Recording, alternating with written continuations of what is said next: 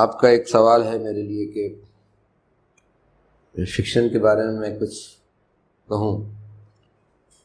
تو کہ پہلی بات تو یہ کہ عام طور سے لوگ یہ سمجھتے آئے ہیں، ایک زمانے سے لوگ یہ سمجھ رہے ہیں اور ابھی بھی لوگ یہ سمجھتے ہیں کہ جسے ہم فکشن کہتے ہیں یعنی ناول ہو یا کہانی ہو، مختصر افسانہ ہو یا پھر داستانی کیوں نہ ہو، تو وہ ایک طرح کے من گھڑنت قصے ہوتے ہیں، اور یہ کہ فکشیس جو چیز ہوتی ہے انگریزی میں جس کو کہ آپ جھوٹ بھی کہہ سکتے ہیں، تو وہ ایک طرح کا جھوٹ ہوتا ہے۔ میرا ماننا یہ ہے کہ وہ جھوٹ نہیں، بلکہ فکشن اگر ایک جھوٹ ہے تو پھر وہ ایک ایسا جھوٹ ہے جس کے اندر ایک بہت گہرا سچ چھپا ہوا ہے۔ یعنی you can say that fiction has a greater truth in it self, وہ اپنے اندر جو ہے وہ ایک بہت بڑا گہرا سچ چھپائے ہوا ہے اگر وہ جھوٹ ہے، ابل تو وہ جھوٹ نہیں ہے، چونکہ گہرا سچ جب وہ اپنے اندر چھپائے ہوا ہے، اور وہ گہرا سچ جب میں کہتا ہوں تو اس کے معنی یہ ہوتے ہیں کہ فکشن محض انہی سب کو اپنے دامن میں نہیں سمیٹتا جو کہ سامنے ہوتا ہے یا جو بھی وقوع پذیر ہوتا ہے یا جس کو ہم سامنے کی حقیقت کہتے ہیں، جو ایونٹ ہوتی ہے، جو واقعات ہوتے ہیں۔ فکشن تاریخ نہیں ہے، یہ تاریخ میں وہی سب کچھ ہوتا ہے جو ہوا ہوتا ہے، لیکن فکشن اس سب کو بھی اپنے دامن میں سمیٹنے کی کوشش کرتا ہے جو ہوا تو نہیں ہے لیکن اس کے ہو سکنے کا امکان تھا۔ یعنی فکشن ایک ساتھ ممکنات کی دنیا کو بھی اپنے دامن میں سمیٹنے کی کوشش کرتا ہے۔ تاریخ اور فکشن میں جو دیکھیے، تاریخ میں بھی واقعہ ہے، تاریخ میں بھی باقاعدہ کردار ہیں، بادشاہوں کے کردار ہیں، راجاؤں کے کردار ہیں، شہزادوں کے کردار ہیں، شہزادیوں کے کردار ہیں، اس کے علاوہ جو جنگ ہوئی ہیں تاریخ میں وہ بھی موجود ہیں، یہ سب واقعات ہیں۔ لیکن مثال کے طور پہ میں آپ سے یہ کہوں کہ اگر ہم اکبر بادشاہ کے بارے میں تاریخ کی کتابوں کو الٹ پلٹ کے کوئی دیکھنا چاہے تو ہمیں یہ تو معلوم ہوگا کہ اکبر کب پیدا ہوا، کس کا بیٹا تھا، اکبر کا انتقال کب ہوا، اکبر نے اپنی زندگی میں کتنی لڑائیاں لڑیں، کتنے علاقے اس نے فتح کیے، کیا کیا اس کی زندگی میں کچھ مشکلات پیش آئیں، اکبر کی کتنی شادیاں ہوئیں، اکبر کی کتنی اولادیں ہوئیں، اکبر کے زمانے میں ایگریکلچر کا کیا حال تھا، اکبر کے زمانے میں رعایا کیسی تھی، بس۔ یعنی یہ سب کچھ ایک طرح کا ایبسٹریکشن ہوگا، ایک طرح کی تجرید ہوگی، تاریخ کو ان سے آگے کہیں جانے کی ضرورت نہیں ہے۔ لیکن اگر اکبر کے اوپر آپ کوئی ناول لکھتے ہیں، میں آپ سے کہتا ہوں کہ اگر آپ اکبر کے اوپر کوئی ناول لکھتے ہیں تو تاریخ ہمیں یہ بالکل نہیں بتائے گی کہ اکبر جب صبح کو اٹھتا تھا تو کلی ٹھنڈے پانی سے کرتا تھا یا کہ گرم پانی سے کرتا تھا۔ اکبر صبح کو اٹھتا تھا تو مسکراتا تھا یا اس کا موڈ خراب ہوتا تھا۔ اکبر کو یہ تو تاریخ بتائے گی کہ تانسین اکبر کے زمانے میں موجود تھا، لیکن تاریخ ہمیں یہ نہیں بتائے گی کہ تانسین کی کوئی دھن اکبر کبھی اپنی تنہائی میں گنگناتا بھی تھا کہ نہیں گنگناتا تھا۔ لیکن بطور ایک ناول نگار جب آپ اکبر کے اوپر ناول لکھ رہے ہوں گے تو آپ کو یہ پورا حق ہے کہ اپنے امیجنیشن کے ذریعے، اپنے تخیل کے ذریعے آپ اکبر کی زندگی کے یہ جو داخلی جہاد ہیں ان کو بھی سامنے لائیں، وہ سچ ہو یا جھوٹ ہو۔ اگر آپ ریسرچ کریں گے تو وہ بھی آپ کو معلوم ہو جائے گا۔ میں یہ نہیں کہہ رہا ہوں کہ وہ ایک دم تخیل ہوگا، لیکن آپ اکبر کی زندگی کے جو ذاتی پہلو ہیں، جو وجودی پہلو ہیں اس کو جب تک آپ سامنے نہیں لائیں گے، جب تک جو ہے وہ آپ کو اکبر کی ایک ایسی تصویر ہی ملتی رہے گی جو کہ اسٹیریوٹائپ تصویر ہوگی۔ تو جب آپ اکبر کے اوپر، میں آپ کو بتاؤں کہ دنیا میں تاریخ، یہ جو نیپولین کے زمانے میں جو فرانس نے جو حملہ کیا روس کے اوپر، تو یہ جو پورا حملہ ہوا یہ ایک دم آپ سمجھ لیجئے کہ 19ویں صدی کی بالکل شروعات کی بات ہے یہ، اور 18ویں صدی کے آخر کی بات ہے۔ تو اس کے اوپر دنیا کی پوری ورلڈ ہسٹری کے اندر بہت سی چیزیں ہم کو ملتی ہیں، لیکن جب آپ ٹالسٹائے کا لکھا ناول، روس کا بہت ہی عظیم ادیب لیو ٹالسٹائے نے ایک ناول لکھا جس کا نام ہے وار اینڈ پیس، جنگ اور امن. جب وہ جنگ اور امن لکھتا ہے تو اس کو پڑھنے کے بعد ہمیں جو کچھ معلوم ہوتا ہے جنگ کے بارے میں، جنگ جس طرح اپنے سارے چھپے ہوئے گوشے کھول لیتی ہے، جنگ کا جو بھیانک پن ہے، جنگ کی جو دہشت ہے، جنگ کس طرح انفرادی زندگی کو متاثر کرتی ہے، جنگ کس طرح اجتماعی زندگی کو متاثر کرتی ہے، اور جنگ کے ذریعے انسانوں پہ کیا گزرتی ہے، اگر وہ آپ کو دیکھنا ہے، وہ آپ کو سمجھنا ہے تو تاریخ مدد نہیں کرے گی، وار اینڈ پیس مدد کرے گی. اور آج تو دنیا میں جو ہسٹری میں جو بھی مطلب وہ ہو رہی ہیں، ریسرچز ہو رہی ہیں، ایون سوشولوجی میں جو ریسرچز ہو رہی ہیں، ایون اکنامکس میں جو ریسرچز ہو رہی ہیں، پولیٹیکل سائنس میں جو مطلب باقاعدہ ورک ہو رہا ہے، ریسرچ ورک ہو رہا ہے، اس میں ساری دنیا میں ایک یہ ٹرینڈ چلا ہے کہ اس کو اسٹوری ٹیلنگ کے ذریعے بھی، مطلب اسٹوری ٹیلنگ کو بھی وہاں پر جو ہے وہ ایک باقاعدہ مقام حاصل کر لیا گیا ہے کہ جو چیز جو ہے وہ ہم کہانی کہہ کے بتا سکتے ہیں آپ کو، کیونکہ اس میں وہ سب کچھ بھی موجود ہے جو کہ شاید نہیں ہوا ہوگا، اور اگر وہ ہوا ہوگا تو اس کو جب ہم فکشن کے پیرائے میں بیان کرتے ہیں، دیکھیے فکشن کے پیرائے میں بیان کرنے کا مطلب یہ ہوتا ہے کہ اس میں ایک انسانی پہلو آ جاتا ہے، ایک انسان کا انسان سے تعلق پیدا ہو جاتا ہے، تو وہ ایک ہیومن ایلیمنٹ جس کو کہتے ہیں، وہ ایک ہیومن ایلیمنٹ پیدا ہو جاتا ہے. اس ہیومن ایلیمنٹ کی وجہ سے جو ہے وہ چیزیں جو ہیں وہ ہمارے سامنے اتنی صاف ہو جاتی ہیں کہ وہ جو دھند ہوتی ہے، وہ جو روٹین چیز ہوتی ہے، وہ مطلب ریسرچ کا جو بوجھل پن ہوتا ہے، اور جو ہم ریسرچ کرتے وقت کسی چیز کو جانتے وقت جو ایک جو دوری ہوتی ہے، وہ دوری مٹ جاتی ہے پھر آپ کے بیچ میں. مثال کے طور پہ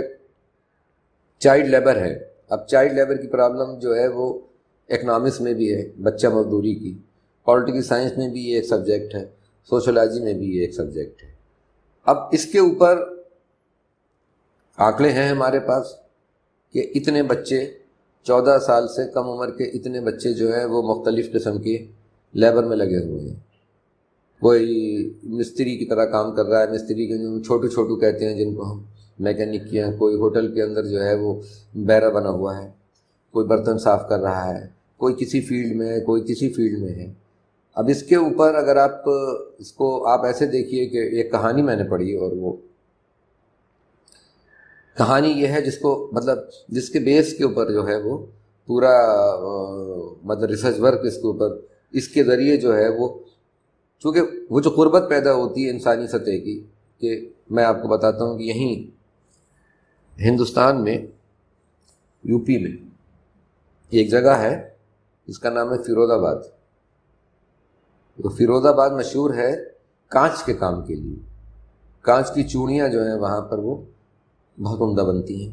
کانچ کے گلاس جو آپ سامنے رکھے ہوئے ہیں یہ وہاں بہت عمدہ بنتے ہیں. کانچ کی پلیٹیں وہاں بہت عمدہ بنتی ہیں. کہانی اس طرح شروع ہوتی ہے، کہانی ہے وہ کہ دو لوگ جو ہیں وہ جا رہے ہیں، اور وہ وہاں جاتے ہیں فیروز آباد. وہ تو کہیں آگرے جا رہے ہیں لیکن وہ راستے میں فیروز آباد پڑتا ہے، تو کہتے ہیں چلو بیٹھ کے ایک کپ چائے پی لی جائے. تو ایک چائے پینے کے لیے وہ ڈھابے پہ رکتے ہیں، ڈھابے پہ بیٹھ کے وہ چائے منگاتے ہیں. تو معمولی سا ڈھابا ہے، تو وہ لا کے کوئی جو ہے وہ 2 گلاس کے اندر چائے جو ہوتی ہے، شیشے کے جو گلاس ہوتے ہیں اس کے اندر وہ رکھ دیتے ہیں چائے. تو وہ اٹھاتا ہے تو اس کو دیکھتا ہے کہ ایک گلاس جو ہے وہ، ایک گلاس تو ٹھیک ہے، اور ایک گلاس جو ہے وہ بڑا بھدا بنا ہوا ہے، اس پہ جگہ جگہ گانٹھیں ابھری ہوئی ہیں، جیسے شیشے کی گانٹھیں سے ابھری ہوئی ہیں، ادھر ادھر ادھر ادھر ادھر ادھر گانٹھیں ابھری ہوئی ہیں، اور دیکھنے میں بڑا بدنما لگ رہا ہے. تو اس کو اچھا نہیں لگتا ہے کہ یہ پتہ نہیں کیسا گلاس ہے، یہ ٹیڑھا میڑھا اور یہ سب. تو وہ اس سے کہتا ہے کہ ادھر آؤ، یہ مطلب کیسا گلاس ہے؟ تو کہتا ہے ہاں. تو وہ بتاتے ہیں ہاں آپ گلاس بدل دیجیے. ان کا یہ ایسے ڈیفیکٹو پیس جو ہوتے ہیں، وہ اس کا ڈھابے کا مالک کہتا ہے صاحب یہ جو ڈیفیکٹو پیس ہوتے ہیں، یہ جو خراب ہو جاتے ہیں، جن میں اس طرح کے ایپ پیدا ہو جاتے ہیں، وہ ہم سستے میں خرید لیتے ہیں. یہ وہاں پر بکتے ہیں تو ہم ان کو سستے میں خرید لیتے ہیں. تو نے کہا یہ ایسا فالٹ کیسے پیدا ہوتا ہے، یہ نقص اس میں کیسے آ جاتا ہے؟ تو ڈھابے والا کہانی سناتا ہے. وہ یہ کہتا ہے کہ صاحب دراصل یہاں یہ ہے کہ اس کام میں بچے لگے ہوئے ہیں، اور کانچ کو پہلے آپ کو معلوم ہوگا، جو لوگ جانتے ہیں کہ کانچ سے کوئی چیز بنانے کے لیے پہلے کانچ کو 1000 ڈگری سینٹی گریڈ کے اوپر میلٹ کرنا پڑتا ہے، اس کو پگھلانا پڑتا ہے، جس سے وہ رقیق مادہ بن جاتا ہے، بالکل سیال۔ پھر اس کو کانچ کی چھوٹی چھوٹی نلکیوں میں اس کو نلکی میں لے کے اور پھر اس کو ڈالا جاتا ہے، اور جو سانچہ ہوتا ہے، جس سانچے کے اندر اس کو بنانا ہے، جیسے مٹی سے وہ بنتا ہے کمہار، اس طرح اس سانچے میں اس کو ڈالا جاتا ہے۔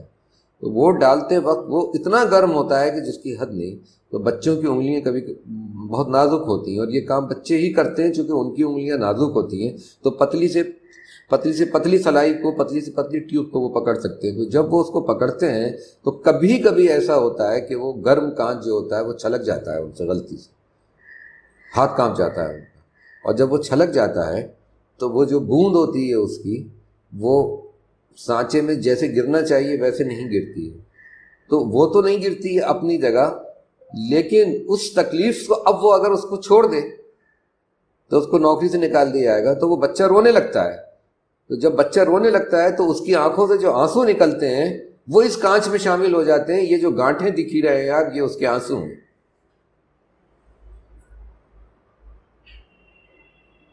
امپیورٹی، کانچ اگر ہوتا تو یہ گانٹھ نہیں پیدا ہوتی۔ یہ کانچ کے اندر کوئی بھی اگر باہر کی چیز چلی گئی، ذرا سا بھی پانی اس میں چلا گیا، تو وہ ایک گانٹھ کی طرح نوٹ جیسے ہوتا ہے، وہ چیز وہاں سے جو ہے اس کے اندر ایک ملاوٹ پیدا ہو جاتی ہے، تو وہ ایک دم ملاوٹ سامنے آ کے ابھر کے جیسے موٹا سا دانہ بن جاتا ہے، وہ ہو جاتا ہے۔ اور وہ اس لیے پیدا ہوتا ہے کہ بچے کا ہاتھ چاہے جل کے راکھ ہو جائے، لیکن جب تک کہ وہ کانچ پورا نہ ڈال دے، اور کانچ سے اس کی انگلیاں جو ہیں وہ جلی جا رہی ہیں، تو بچہ رونے لگتا ہے۔ اس کی آنکھوں سے جو آنسو بہتے ہیں وہ اس پگھلے ہوئے کانچ میں جا کے گرتے ہیں، اور اس سے وہ ڈیفیکٹ پیدا ہو جاتا ہے۔ اس کے بعد بچے کو پھر بھی مارا جاتا ہے کہ یہ تم نے کیا کیا، یہ ہمارا گلاس بیکار ہو گیا۔ پھر وہ گلاس اس کے جو اصل قیمت ہوتی ہے اس سے بہت ہی کم قیمت کے اوپر بازار میں بکتا ہے، ہم اس کو لے آتے ہیں۔ کوئی کہانی کا نام تھا کانچ کے آنسو۔ کہیں یہ نہیں بتا رہے ہیں کہ یہ مطلب حقیقت ہے کہ نہیں، وہ کہیں یہ نہیں کہہ رہے ہیں کہ یہ ہے کہ نہیں، لیکن یہ ریسرچ ورک کے لیے ایک باقاعدہ اسٹوری ٹیلنگ کی طرح جو ہے، جو کہ حقیقت ہے کہ یہی ہوتا ہے، اس کو مطلب ریسرچ ورک کرنے کے لیے یہ اسٹوری ٹیلنگ کا ایک سہارا لے کے بتایا گیا، جس سے کہ ایک دم سے آپ کے سامنے پکچر آ گئی۔ کہیں بھی آپ رکھو کہ کانچ کے آنسو کہانی، تو آپ کو چائلڈ لیبر میں کیا گزرے، آپ اس کے اندر ایک دم سے کیا ہوتا ہے کہ انسانی سروکار پیدا ہو جاتے ہیں نا، ہیومن ایلیمنٹ پیدا ہو جاتے ہیں۔ ورنہ جتنا بھی ریسرچ ورک ہوتا ہے، تحقیق جتنی بھی ہوتی ہے، وہ خالی ہوا میں ہوتی ہے، اس میں انسان تو نظر آتے نہیں، انسانوں کے خیالات نظر آتے ہیں، انسانوں کے تصورات نظر آتے ہیں۔ جیسے تنقید میں ادب تو ہوتا ہی نہیں ہے، ادب کے تصورات نظر آتے ہیں، لیکن فکشن میں، کہانی میں انسان نظر آتے ہیں، کردار نظر آتے ہیں، ان کی پرچھائیاں بھی نظر آتی ہیں۔ تو یہ اسی طرح سے پھر اور کہانی ہے کہ مثلا اس پہ بھی کہانیاں لکھی گئی ہیں کہ فلپائن میں سب سے بڑا کام جو ہے وہ مچھلیوں کا ہے، مطلب یعنی کہنا چاہیے فشنگ کا ہے۔ تو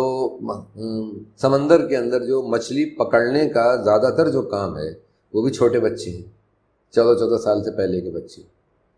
اور وہ بچے اس لیے کہ وہ جو چھوٹی مچھلیاں پکڑتے ہیں، وہ جو چھوٹی مچھلیاں انہی کے ہاتھ میں آ سکتی ہیں۔ بڑی مچھلیاں تو بڑے لوگ پکڑ لیتے ہیں، لیکن چھوٹی مچھلیاں کیونکہ ان کے چھوٹے بچوں کے ہاتھ میں جو ہے نا وہ زیادہ فلیکسیبلٹی ہوتی ہے، تو وہ اس کو پکڑ لیتے ہیں، چھوٹی مچھلیوں کو۔ چھوٹی مچھلیوں کا بہت بڑا وہاں پہ کام ہوتا ہے، جو چھوٹے چھوٹے پرانس ہیں، جھینگا مچھلی ہیں،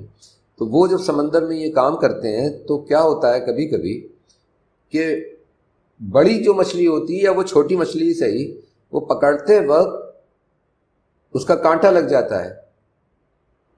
بچے کے ہاتھ میں، جیسے ہی کانٹا لگتا ہے ویسے اس میں سے خون نکل آتا ہے۔ اب وہ خون پانی میں جیسی آتا ہے تو اس خون کی بو پہ شارک مچھلی دوڑتی ہے، بڑی بڑی مچھلیاں دوڑتی ہیں، اور معلوم ہوا کہ اسی بچے کی آدھی ٹانگ لے گئی، آدھا ہاتھ لے گئی۔ تو یہ آپ دیکھیے، چونکہ وہ ان کے معصوم نازک جو ہاتھ ہوتے ہیں اس میں سے خون نکلا، اور خون کی بو کے اوپر شارک مچھلی اور جو خطرناک مچھلیاں سمندر کی ہوتی ہیں وہ خون کی مطلب خون کی بو پہ دوڑتی ہیں کہ یہاں ان کا شکار ہے۔ تو گئے تو چھوٹی مچھلی پکڑنے تھے، لیکن خود بڑی مچھلی کا شکار ہو جاتے ہیں وہ بچے۔ اسی طرح ایک کہانی ہے، مطلب اگر میں چائلڈ لیبری کی بات کر رہا ہوں، چائلڈ لیبری کی بات ابھی مطلب آپ نے دیکھا کہ دیکھیے یہ سب فکشن کے مطلب اس میں کہا گیا ہے پیرائے میں، لیکن اس میں جو تاثیر آپ کو ملے گی، جس طرح یہ آپ کے حواس و اعصاب کو متاثر کریں گے، جس طرح یہ بڑا سچ آپ کے سامنے لائیں گے، وہ اس طرح نہیں، وہ تو وہاں سے اتنا بتائیں گے کہ بھائی بچوں پہ بڑا ظلم ہو رہا ہے ہسٹری میں۔ آپ کو سوشلوجی اکنامکس تو ایسے بتائے گی کہ ہمارے یہ جو ہے آپ کا فشنگ سیکٹر، اس کے اندر چائلڈ لیبر بہت ہے اور یہ تو بڑا ایکسپلائٹیشن ہو رہا ہے، لیکن اس ایکسپلائٹیشن کے ایکچولی انسانی سروکار کیا ہیں ان تک ہماری پہنچ نہیں ہوگی۔ جس طرح ہم روز اخبار کے اندر خبر پڑھتے ہیں اور ہم بالکل بے حس ہو جاتے ہیں، اتنے لوگ مارے گئے، اتنے لوگوں کا قتل ہوا، صاحب فلاں جگہ ایکسیڈنٹ ہوا، وہاں پہ کوئی اثر ہوتا ہے اخبار پڑھ کے؟ نہیں ہوتا ہے، کیونکہ اخباروں میں خبریں ہوتی ہیں، لیکن خبروں کے پیچھے جو چھپا ہوا جو انسانی ایلیمنٹ ہوتا ہے، جو ہیومن جو اس کا ایلیمنٹ ہوتا ہے، وہ تو ہمارے سامنے ہوتا ہی نہیں ہے۔ وہ تو جب ہم کوئی ایکسیڈنٹ کرنے مطلب جس کا ایکسیڈنٹ ہوا ہے، جو ایکسیڈنٹ کے اندر مارا گیا ہے، جب ہم اس کی لاش کو دیکھیں، ہم اس کے گھر پہ جائیں، ہم اس کی بیوی بچوں سے ملیں، اس کے ماں باپ سے ملیں، تو ہمیں معلوم ہوگا کہ یہ کتنا بڑا حادثہ تھا۔ لیکن اخبار میں وہ اتنا بڑا حادثہ بھی ہمارے سامنے ایک چھوٹی سی خبر بن کے رہ جاتا ہے، اور ہم آرام سے اپنی چائے پیتے رہتے ہیں، مکھن پہ ٹوس لاتے کھاتے رہتے ہیں، کوئی اثر نہیں ہوتا۔ تو یہ جو پوری دنیا ہے، اس میں یہ جو حقیقت ہے، جس حقیقت کو لوگ یہ کہتے ہیں کہ یہی حقیقت ہے، اس حقیقت کے پیچھے ایک اور زیادہ بڑی حقیقت چھپی ہوئی ہے۔ جیسا کہ میں نے کہا کہ یہ جو سامنے کی سچائی ہے، اس کے پیچھے ایک اور بڑی سچائی چھپی ہوئی ہے۔ فکشن اس سچائی کو پکڑنے کی بھی کوشش کرتا ہے، اس لیے فکشن ہی سب کچھ ہے۔ کہانی اور تھی اسی طرح کی وہاں پہ کینیڈا میں کہ ایک بچہ ہے، وہ دن میں جو ہے وہ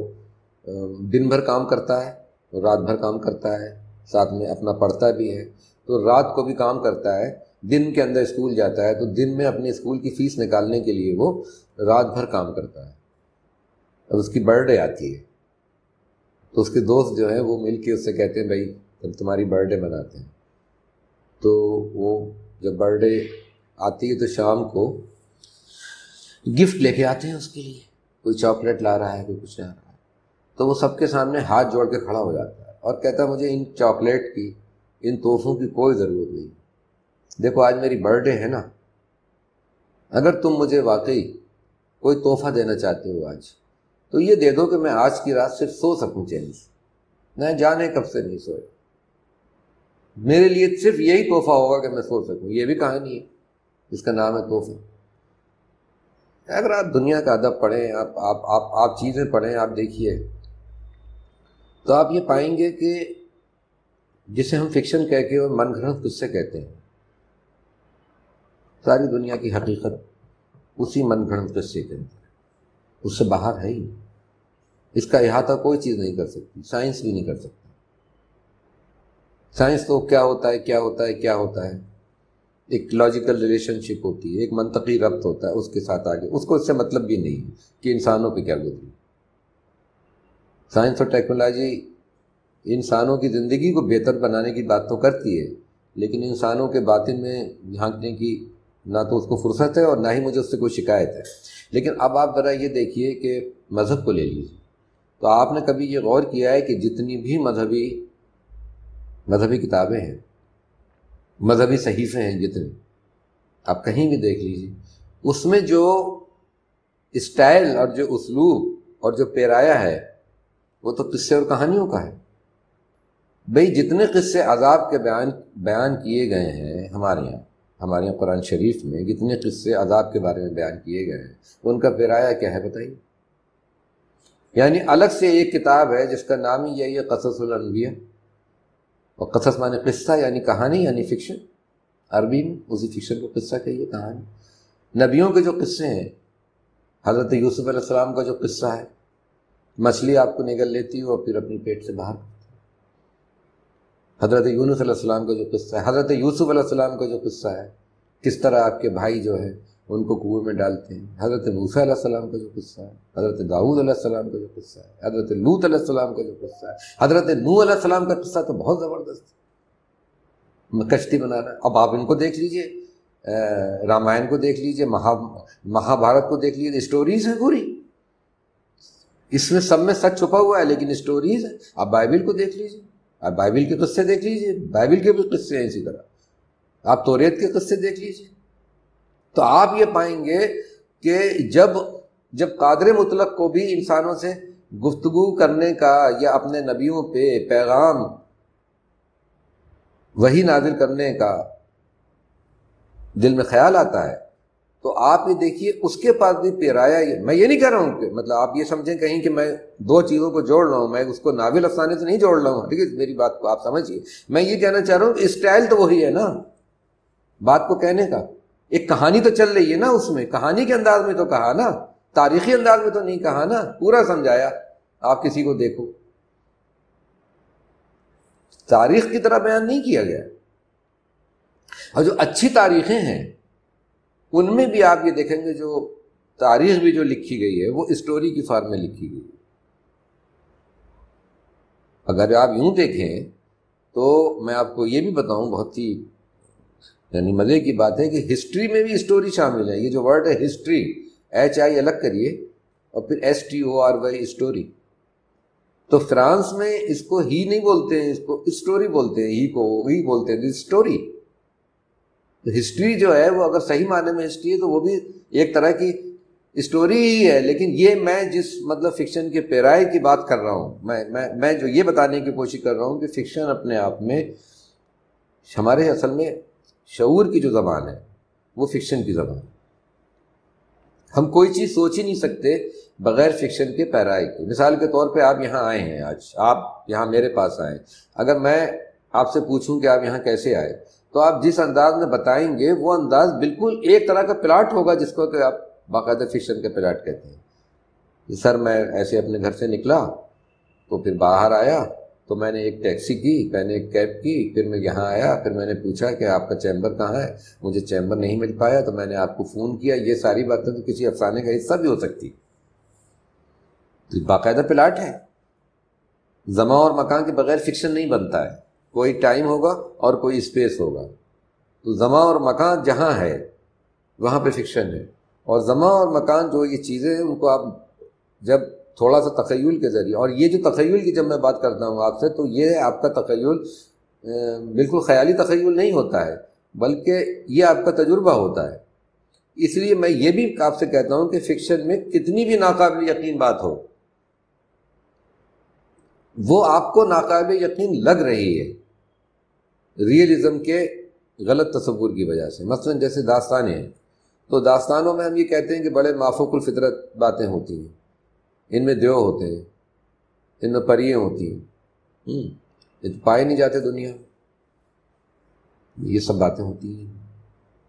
یہ تو سب بکواس ہے، ایسا ہے نہیں.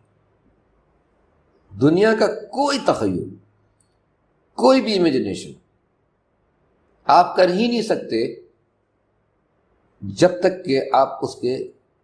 روبرو نہ ہوں. دنیا کا کوئی امیجنیشن آپ کے بس کی بات نہیں ہے جو بغیر تجربے کے آپ کے پاس آ جائے. جو بھی تجربے کا خام آباد ہے اس کے بنا آپ کوئی چیز دنیا کی تخیل نہیں کر سکتے. میں آپ کو مثال دے رہا ہوں، جیسے کوئی آپ سے یہ پوچھے کہ بھائی آپ یہ کہیں کہ صاحب میں ایک کہانی لکھ رہا ہوں، وہ میں نے خواب میں کل دیکھا ہے کہ ایک خرگوش ہے جس کی سینگ ہے. میں نے کل خواب میں سینگوں والا ایک خرگوش دیکھا ہے. تو دیکھیے تو خواب میں سب بے ربط باتیں ہوتی ہیں، کہیں ہوتے ہیں، کہیں سینگ ہوتے ہیں، کہیں خرگوش ہوتے ہی نہیں. یہ وہ رویہ ہے جو حقیقت کے صحیح تصور کو نہ سمجھنے کی وجہ سے سہل پسندی سے ہمارے یہاں اور ساری دنیا کے اندر رجحان ہے اس کا. سوال اس بات کا ہے کہ میں نے گائے، بھینس، بکریاں دیکھی ہیں اسی دنیا میں، ان کے سینگ بھی دیکھیں اور میں نے خرگوش بھی دیکھے. دونوں چیزیں تو میں نے دیکھی ہیں. خواب میں ہوتا کیا ہے کہ اس کا مس میچ ہو جاتا ہے خالی، چونکہ اس وقت منطقی شعور کام نہیں کر رہا ہوتا ہے. خواب میں ہمارا منطقی شعور آزاد ہو جاتا ہے، ہم لاشعوری کیفیت میں ہوتے ہیں. لاشعوری کیفیت چیزوں کے رشتے منطقی اعتبار سے نہیں جوڑتا ہے، ان کو آزاد چھوڑ دیتا ہے، فری چھوڑ دیتا ہے اس کو. وہ اس کو بولتے ہیں free association of the thought. لہذا ہوتا یہ ہے کہ ہم نے سینگ تو دیکھے ہیں بھینسوں کے لگے ہوئے، بکریوں کے لگے، اور ہم نے خرگوش بھی دیکھے ہیں۔ وہی سینگ جو ہے وہ خواب میں یا ہمارے امیجنیشن میں ہی کہہ لیجئے جا کے کہاں فٹ ہو جاتے ہیں؟ ہونا چاہیے تھے فٹ بھینس کے، فٹ کہاں ہوئے؟ خرگوش کے۔ تو ہم نے خرگوش تو نہ، ہم نے خرگوش بھی دیکھا ہے، ہم نے سینگ بھی دیکھا ہے، تو اس میں ایسی کون سی چیز ہے کہ آپ نے کوئی ایسی چیز دیکھ لی جو کہ ہوتی ہی نہیں؟ آپ نے دونوں چیزیں دیکھی ہیں، ان دونوں چیزوں کی صرف میچنگ غلط ہوئی ہے۔ یہ اٹھا کے میں نے یہاں نہ رکھنے کے بعد یہاں رکھ دیا، تو اس سے کیا ہوتا ہے؟ اس سے تو فکشن نے بڑا کام لیا، کیونکہ فکشن اس حقیقت کی بات تو کرے گا نہیں جو سامنے کی حقیقت ہے۔ اسی لیے جو لوگ کہتے ہیں جو دیو ہوتے ہیں داستانوں میں، ان کے سینگ ہوتے ہیں، تو اس میں کیا پرابلم؟ ہم نے آدمی تو دیکھیں گے نا، جیسا میں نے عرض کیا بیل بھی دیکھے ہیں ہم نے، تو بیل کے سینگ آدمی کے لگ جاتے ہیں۔ ایسا یہ تو آپ تو ہوتی نا، اس دنیا میں فیریز ہوتی نہیں، یعنی پریاں تو ہوتی نہیں، پریوں کی بات ہم نے عورتیں دیکھی ہیں نا، اور ہم نے پرندے بھی دیکھے ہیں۔ خواب میں پرندوں کے پر عورتوں کے لگ جاتے ہیں، کیونکہ دونوں جگہ سے، اور وہ اس لیے لگتے ہیں کہ حسن کا جو تصور ہے ہمارے یہاں، جو پرندوں کے جو حسن کا تصور ہے جو ان کے پروں میں ہے۔ دیکھیے اگر پرندے سے اس کے پر چھین لیے جائے تو ہر پرندہ دیکھنے میں انتہائی مکروہ لگے گا، انتہائی گری لگے گا۔ آپ دیکھ لیجیے کبھی، مور کے پر نہیں ہے تو کچھ بھی نہیں ہے، وہ کچھ بھی نہیں ہے۔ اگر کبوتر کے پر نہیں ہے تو کچھ بھی نہیں ہے وہ۔ تو وہ خوبصورتی کا جو تصور ہے وہ اس کے پر عورتوں کے لگ جاتے ہیں تو وہ زیادہ خوبصورت مان کے وہ پریاں کہلائے، اور اس سے ایک آزادی کا تصور بھی پیدا ہو جاتا ہے، یہ بے ہوا میں اڑنا، تو وہ تو اس میں کون سی ایسی چیز ہے جو ہم نے دیکھی نہیں؟ اس لیے جو کچھ ہم نے پرسیپٹ نہیں کیا ہے، جو کچھ ہمارے ان 5 حواس و ادراک، میں ایسے بات کرتا ہوں کہ ہمیں جو ہیں یہ 5 حواس خمسہ دیے گئے، یہ 5 حواس خمسہ کے ذریعے مجھے جس چیز کا کوئی تجربہ نہیں ہوا ہے تو میں اس چیز کو امیج نہیں کر سکتا، میں اس چیز کو تخیل میں لا ہی نہیں سکتا۔ مثلا زبان کے ذریعے مجھے میٹھا، نمکین، کڑوا یہ معلوم ہوتا ہے، یہ میرا ایک تجربہ ہے اس دنیا کو دیکھنے میں۔ آنکھ کے ذریعے میں بہت سی چیزیں دیکھتا ہوں، جانور، پرند چرند، انسان، میز، کرسیاں، ساری دنیا میں، پہاڑ، ندی، آسمان۔ کان کے ذریعے میں آوازیں سنتا ہوں، پھر ایک میننگ اس سے پیدا ہوتے ہیں۔ ناک کے ذریعے میں خوشبو یا بدبو سنتا ہوں، اور کھال کے ذریعے، اپنی اسکن کے ذریعے جو قوت لمس ہے وہ مجھے حاصل ہوتا ہے کہ میں کسی چیز کو چھو کے بتا سکتا ہوں کہ نرم ہے کہ سخت ہے۔ اب آپ یہ بتائیے کہ ان 5 حواس خمسہ کے علاوہ ہم کیسے کوئی تخیل کر سکتے ہیں کسی چیز کا؟ ہم نہیں کر سکتے۔ اگر ہم خواب میں دیکھیں کہ ہمیں سامنے ایک خواب میں دیکھا ہم نے، ہے نا، جیسے ایک گیند تھی، ایک لکڑی کی گیند ہم کھا رہے ہیں اس کو، تو ہم کو وہ میٹھی لگ رہی ہے، تو آپ کہیں گے کیا بکواس ہے؟ تو بکواس نہیں ہے، ہم نے گیند تو دیکھی ہے لکڑی کی، اور ہم نے رسگلہ بھی کھایا ہے، تو رسگلے کی مٹھاس جو ہے، رسگلہ بھی گول ہے، گیند بھی گول ہے، تو رسگلے کی مٹھاس وہاں پہ ٹرانسفر ہو گئی وقتی طور پہ، اس لیے کہ منطقی شعور وہاں پہ آزاد ہے۔ تو امیجنیشن بہت اچھی چیز ہے، لیکن میں یہ کہنا چاہتا ہوں کہ کوئی دنیا کی ایسی چیز نہیں ہے امیجنیشن میں جو آپ کے آئے جو آپ کے حواس و ادراک کے ذریعے اس کا تجربہ نہ کیا گیا ہو۔ لہذا فکشن میں کتنی بھی مافوق الفطرت باتیں ہو جائیں، جب میں آگے آپ کو میجیکل ریزن کے بارے میں بتاؤں گا تو یہ چیزیں اور سامنے آئیں گی۔ کچھ بھی یہ صرف اس لیے غلط فہمی پیدا ہوتی ہے کہ ہمیں خاص طرح سے دنیا کو دیکھنے کے عادی ہو گئے، ہمیں خاص طرح سے حقیقت کو دیکھنے اور سمجھنے کے عادی ہو گئے ہیں۔ ہم انہی چیزوں کو حقیقت سمجھتے ہیں جو ہمارے سامنے 5 حواس و ادراک سے ہمارے سامنے، لیکن ہم یہ نہیں جانتے کہ ایک اس سے بڑی حقیقت بھی ہوتی ہے، اور یہ ہم بھول جاتے ہیں کہ بھائی اگر یہی سب کچھ حقیقت ہے تو مذہب کی پھر کیا ضرورت تھی؟ پھر مذہب کو کیوں مانتے ہیں لوگ؟ اس لیے کہ خدا کو تو ہم نے نہیں دیکھا۔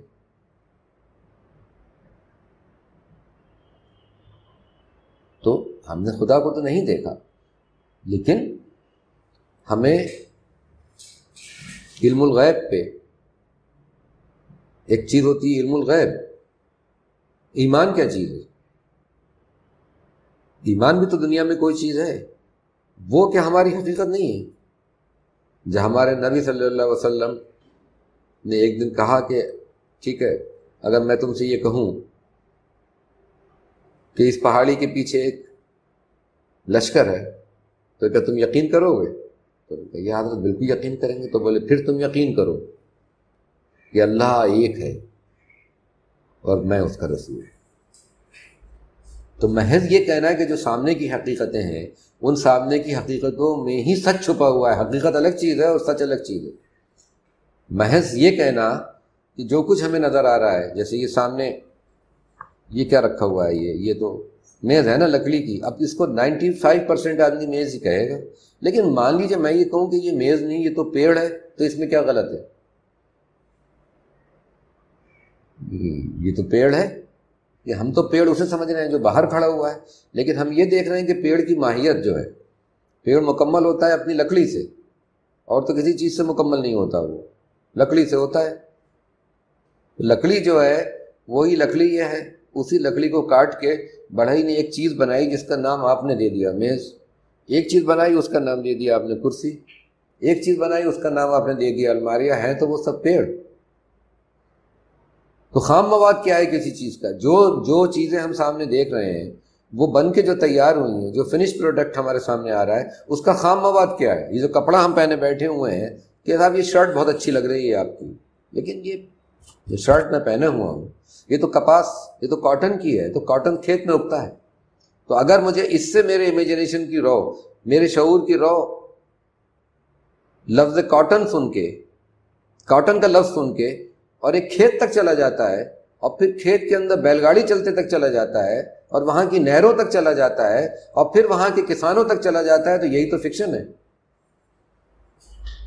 تو فکشن کہاں سے کوئی، مطلب فکشن میں تو وہ سب کچھ سمیٹ آئے گا جو اس کام چلاؤ جو دنیا ہے، کیونکہ یہ جو ہماری دنیا ہے نا، وہ ہم نے اس کو بہت آسان بنانے کی کوشش کی ہے، اور ہم نے چیزوں کو نا اصل میں نام دے رکھے ہیں، اور جو نام ہے وہ دنیاوی اعتبار سے ہم نام بنا لیتے ہیں اپنی آسانی کے لیے، لیکن دراصل نام جو ہیں وہ ہمیشہ کسی نہ کسی، وہ تو اس میں معرفہ ہوتا ہے، یعنی پرٹیکولر کوئی چیز ہے، لیکن ایک پرٹیکولر چیز کے پیچھے ایک کانسیپٹ چھپی ہوتی ہے، ایک نظریہ چھپا ہوا ہوتا ہے اس کے پیچھے، اس نظریے تک ہم کو جانا چاہیے، وہ آفاقی ہوتا ہے، یہ سب محدود ہوتے ہیں۔ فکشن اس آفاقی تصور کو بھی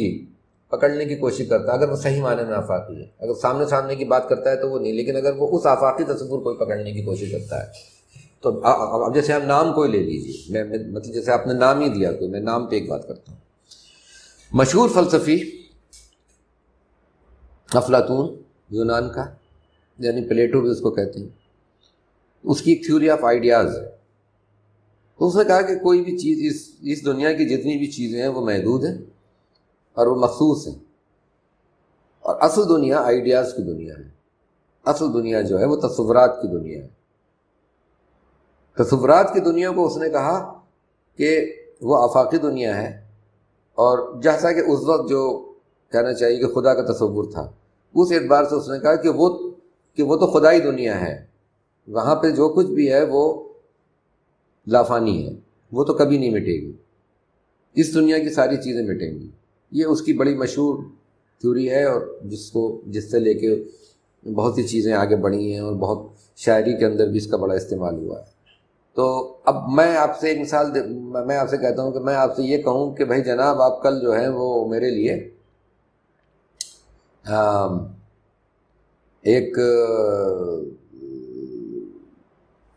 ایک آپ میرے لیے ایک گھوڑا لے کر آئیے، مجھے گھوڑے کا بڑا شوق، ٹھیک ہے لے آؤں گا، اچھا سا گھوڑا دیکھ کے لاؤ میرے لیے، ٹھیک ہے تم کل آتے ہو اور تم کہتے ہو سر آپ کا گھوڑا آ گیا، میں جا کے کہتا ہوں کالے رنگ کا گھوڑا ہے، تو میں کہتا ہوں تم تو کالے رنگ کا گھوڑا لے کے آ گئے، میں نے کہا تھا کہ گھوڑا لے کے آؤ، واپس لے جاؤ، میں نے گھوڑا کہا تھا، تم کالے رنگ کا گھوڑا لے آئے، تم واپس چلے جاتے ہو، تم دوسرا گھوڑا لے کے آتے ہو، تم تو سفید رنگ کا گھوڑا لے کے آ گئے، میں نے کہا تھا گھوڑا لے کے آؤ، واپس چلے جاتے ہو، تم کتھئی رنگ کا گھوڑا لے کے آتے ہو، میں کہتا ہوں کتھئی رنگ کا گھوڑا لے کے آ گئے، میں نے کہا تھا گھوڑا لے کے آؤ، میں آپ سے کہتا ہوں کبھی کہ ایک بوتل پانی میرے لیے لے آنا. پانی لے کے آتے ہو میرے لیے, میں کہتا ہوں تو چھوٹی بوتل لے آئے. تم جاتے ہو کہ شاید سر کو چھوٹی بوتل کی ضرورت نہیں تھی, تم بڑی بوتل لے آتے ہو, تو بڑی بوتل لے آئے. تم سوچتے ہو پھر بھی کمی رہ گئی, بجائے گول بوتل کے تم چوکور بوتل لے کے آتے ہو. میں کہتا ہوں تو چوکور بوتل لے آئے. تم اپنا سر پیٹو گے اور تم کہو گے سر, ہاتھ جوڑے کھڑے ہو گے, سر مجھے بتا دو کہ میں صرف بوتل کہاں سے لے کے آؤں یا صرف گھوڑا کہاں سے لے کے آؤں. تو میں یہ کہانی تم سے کہنا چاہتا ہوں کہ جتنی بھی ایڈجیکٹو اس کے پیچھے لگے ہیں نا, کالا گھوڑا, کالا, لال گھوڑا, کتھئی گھوڑا, سفید گھوڑا, چھوٹی بوتل, بڑی بوتل, لمبا آدمی, چھوٹا آدمی, موٹا آدمی, پتلا, یہ سب کیا ہیں؟ یہ اس کی کوالٹیز ہیں, یہ اس کی خصوصیات ہیں. یہ خصوصیات اس کو لمٹ کر رہی ہیں کہیں, کیونکہ اگر کالے رنگ کا گھوڑا ہے تو پھر وہ سفید رنگ کا گھوڑا نہیں ہو سکتا. اگر سفید رنگ کا گھوڑا ہے تو وہ کالے رنگ کا گھوڑا نہیں ہو سکتا.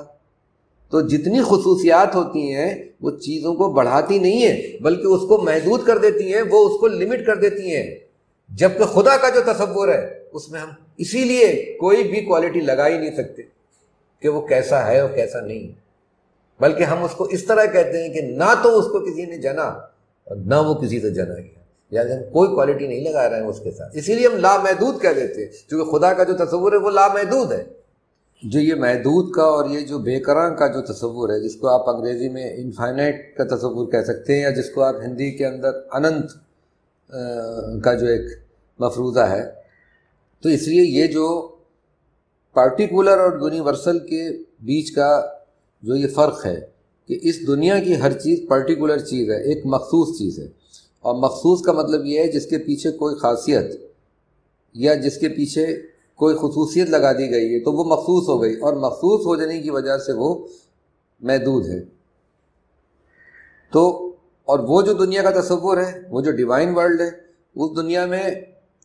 صرف یونیورسلس رہتے ہیں. وہاں صرف اور صرف آفاقی چیزیں ہیں جن کو کبھی موت نہیں آئے گی. یہاں کی ساری چیزوں کو موت آئے گی, اور اسی لیے یہاں کی ساری چیزیں وہاں کی چیزوں کے نقش کہلاتے ہیں. یعنی یہ وہاں کی چیزوں کی ایک امیج ہے, یہ اصل چیز نہیں ہے. اسی کو امیجز کہا گیا کہ یہ غالب کا جب شعر ہے وہ کہ نقش فریادی ہے کس کی شوخی تحریر کا, کاغذ ہے پیرہن ہر پیکر تصویر کا, تو اس کے پیچھے یہی فلسفہ کار فرما ہے کہ ہم نقش تو تمہارے ہیں وہ. اور یہ بہت ہی مزے کی بات ہے کہ یہ حمد کا شعر ہے. غالب جو ہے وہ اس طرح, ہم جو غالب تو بڑے انوکھے شاعر ہیں, تو وہ حمد اس طرح کہہ رہے ہیں کہ ایک طرح سے وہ اللہ تعالیٰ سے, خدا سے شکایت سی کر رہے ہیں کہ نقش فریاد, ہم تو نقش ہیں تمہارے, ہم فریاد کر رہے ہیں تم سے کہ یہ تم نے کیا ہمیں بنایا. نقش فریادی ہے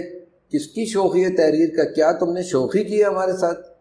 کہ کاغذی ہے پیرہن ہر پیکر تصویر کا, کہ جو نقش تم نے بنایا, جو بھی تصویر تم نے بنائی, اس کا جو پیرہن ہے یعنی جو اس کا جسم ہے وہ فانی ہے, اس کو تو موت آ جائے گی. تو اس دنیا میں جو بھی چیزیں ہیں